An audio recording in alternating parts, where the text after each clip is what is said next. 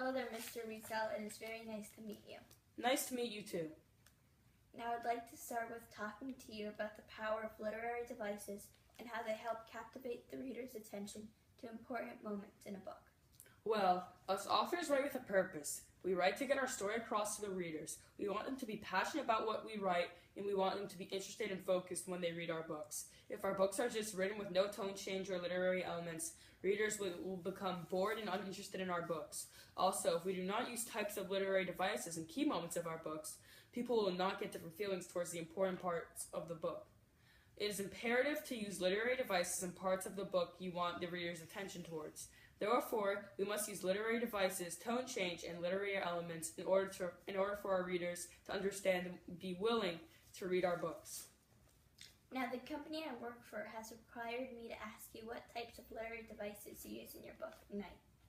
Well, the ones that come to mind are hyperboles, similes, metaphors, idioms, allusions, types of alliteration, personification, irony, and types of foreshadowing. When in your book did you use a hyperbole? When I first arrived at Auschwitz, the Nazi soldiers asked us to sort into groups. I was terribly nervous that I was to be separated from my family. When the Nazi soldier came to tell me my fate, I became extremely nervous. I wrote, "This conversation lasts no more than a few seconds. It seemed like an eternity." Well, I cannot imagine being in a situation where the decision of someone you do not know can determine if you are separated from your family or not. When did you use a simile? Back at the beginning of the book, when I was talking about my time with Moshe the beetle, I said that physically he was as awkward as a clown. I loved Moshe, but he was not a smooth operator. May he rest in peace. That is a very funny story. May Moshe rest in peace. When did you use allusion? When I had arrived at Auschwitz, I met the notorious Dr. Mengele. In the book, I wrote, "Standing in the middle of it was, though I did not know it then, Dr. Mengele, the notorious Dr. Mengele." My purpose of saying Dr. Mengele's name twice was to draw attention to the reader's attention towards it. This is how I used allusion. That's quite interesting. Now, when did you use alliteration, and why did you feel it was relevant to use it then? When my father, may he rest in peace, began to become unbearably ill, I still chose to take care of him over taking care of myself. When referring to me taking care of my frustration of taking care of my father, I wrote, "So I could use all my strength to struggle for my own survival." I use alliteration here because I want to draw the reader's attention towards my difficulty of taking care of myself and focusing too much on my father, who was practically dead at that point. I'm very sorry for your loss. When did you use personification? When my family and neighbors were told that we were to be transported, it was the morning. We all had to wake up and get ready to leave quickly. Seeing all the people get up and leave, they all looked like shadows. In the book, I wrote, "The shadows around me rose themselves, as if from a deep sleep, and left silently in every direction." That truly sounds like an unreal and scary experience. Where in the book did you use irony? When my train first arrived at Auschwitz, I had no idea what a horrible place it was. In the book, I wrote what I had been told about the camp when I had just arrived. I wrote, we were to leave the train here. There was a labor camp on site. The conditions were good, families would not be separated. This is ironic because Auschwitz ended up being anything but that, or alright. It was an unimaginable world, one no one deserves to be in. Much agreed. When did you use a metaphor? Going back to the beginning of the book, when we had to leave our home to go to Auschwitz, I saw all the open houses, and I compared the open houses in my neighborhood to being a bunch of open tombs.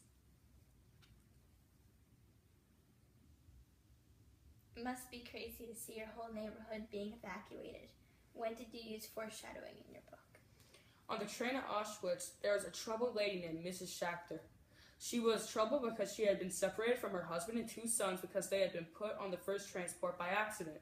While on the train, she begins to yell and exclaims, "Jews, listen to me," she cried.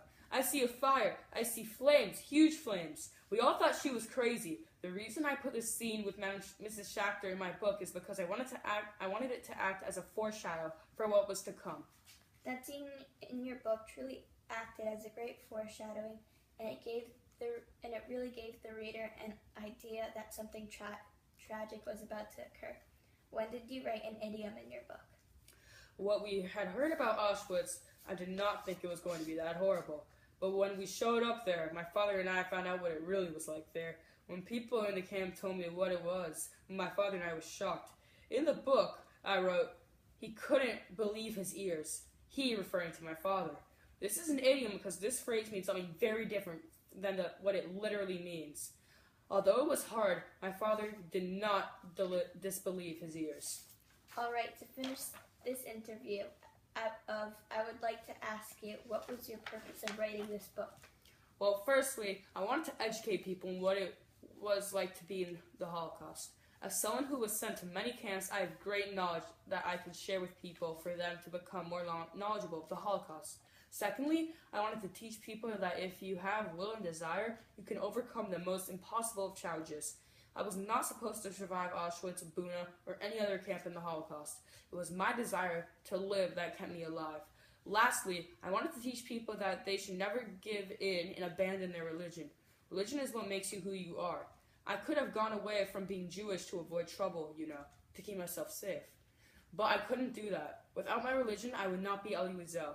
Religion is something you can never give up. Never. Thank you for your time, Elie. It was truly a pleasure. Thank you. It was great talking to you about my book and the importance of it.